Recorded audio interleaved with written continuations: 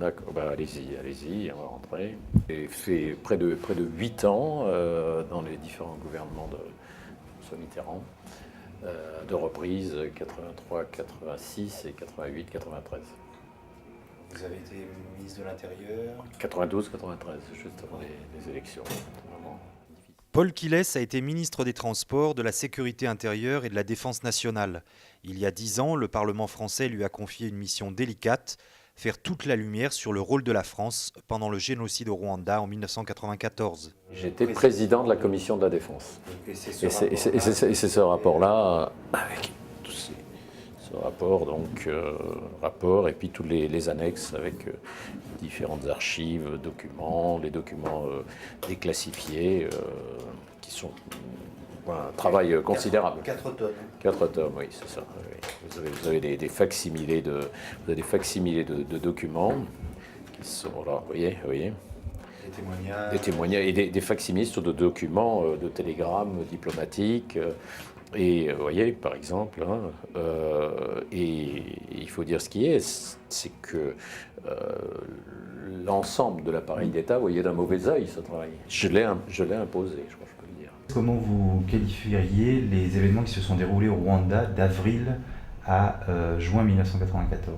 C'est un génocide des Tutsis et des Hutus modérés qui s'est produit en l'espace de quelques mois et qui a été suivi par toute une série d'événements dramatiques qui ne sont pas terminés, notamment je pense à ce qui s'est passé au Nord Kivu où les Tutsis de Kagame et des Nkunda, qui est à l'origine, lui, et de l'autre côté le gouvernement congolais, de nombreux morts.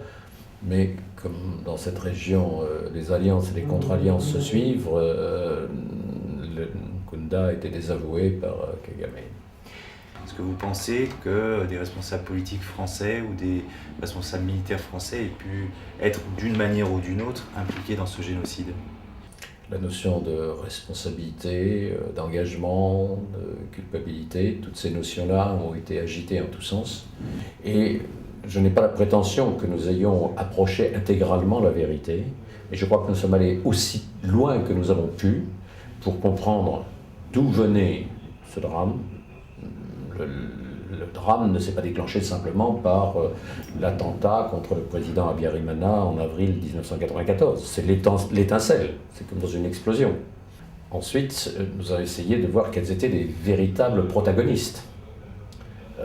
Évidemment, les choses sont compliquées, parce que parmi les protagonistes, il y a le gouvernement actuel rwandais et Paul Kagame, qui était, depuis avant 1990, situé en Ouganda, et avec des réfugiés Tutsis, qui sont considérés comme persécutés, à juste titre, dans leur pays, le Rwanda, et qui est allé en Ouganda, et qui étaient les protégés du président Museveni, qui ont aussi, qui participaient à l'armée ougandaise, et qui ont attaqué à plusieurs reprises le Rwanda de l'extérieur. La France avait des accords de défense, des accords de coopération plus exactement militaire avec le Rwanda depuis 1975, c'était une vieille histoire, et la France a aidé le Rwanda à se défendre contre une agression extérieure. La question peut se poser de savoir s'il fallait ou non voir cet accord. Et c'est la raison pour laquelle, dans les conclusions de la mission parlementaire que j'ai présidée, nous avons fait de nombreuses propositions pour éviter que des erreurs comme celles qui ont été commises, il y en a qui ont été commises au Rwanda, se renouvellent. Mais dire qu'il y a des erreurs qui ont été commises, et le rapport le dit clairement, ne signifie pas d'aucune façon que la France est responsable du génocide, comme certains se croient autorisés à le dire de façon excessive, injuste et très engagée aux côtés de Paul Kagame, qui lui a un régime dictatorial, c'est la dictature au Rwanda actuellement.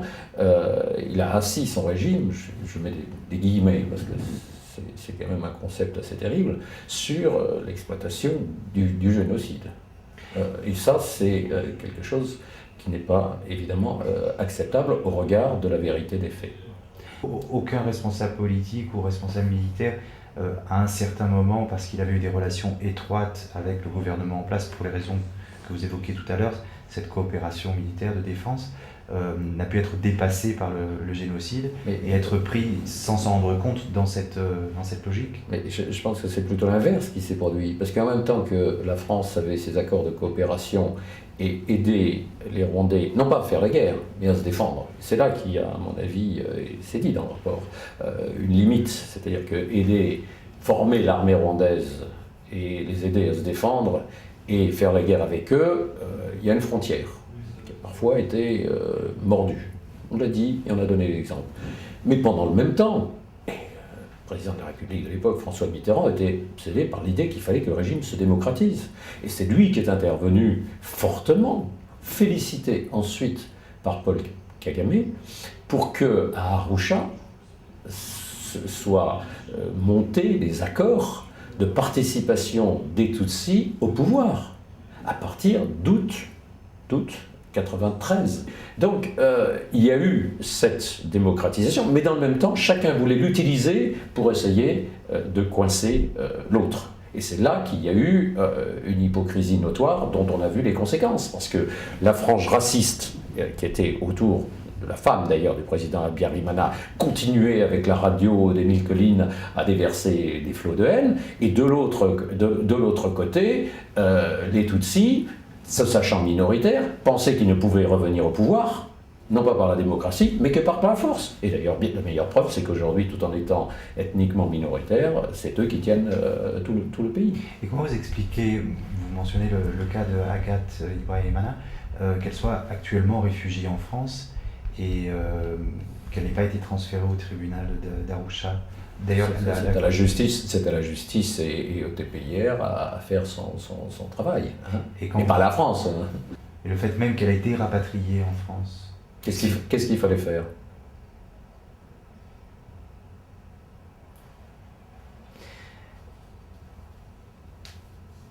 Qu'est-ce qu'il fallait faire? Je suis d'accord avec vous. Bien. À défaut de retenir une culpabilité ou une responsabilité de la France dans le génocide qui s'est produit au Rwanda en 1994, est-ce que vous avez l'impression rétrospectivement que la France a commis une erreur? Oui, mais ça c'est dit dans le rapport de façon très précise. On dit que la France s'est laissée piéger par une erreur d'analyse sur la situation au Rwanda. Et l'autre erreur a été de croire qu'on pouvait à la fois donner ce que j'appellerais un coup de main en termes de formation de l'armée rwandaise pour résister à une attaque venue de l'extérieur. C'est ça le principe d'un accord de défense et d'un accord de coopération. C'est protéger un pays contre les attaques extérieures. Là, c'était les Tutsis qui venaient avec l'armée ougandaise. Et dans le même temps, obtenir une démocratisation du régime. Ce régime n'a pas pu se démocratiser. Alors, celui d'Habyarimana était paternaliste, autoritaire et par certains aspects raciste. Celui de Kagame aujourd'hui est dictatorial. Moi, je ne choisis pas entre les deux, évidemment. C'est un état de fait. Et que la France ait commis des erreurs, c'est ce que nous disons dans ce rapport. Voilà, alors je vais revenir en arrière quand même sur l'ONU et sur sa responsabilité. J'ai eu l'occasion d'en discuter à l'époque du rapport parlementaire avec le précédent secrétaire général qui était Kofi Annan, qui en 1994, au moment du génocide rwandais, était en poste comme responsable des opérations de maintien de la paix.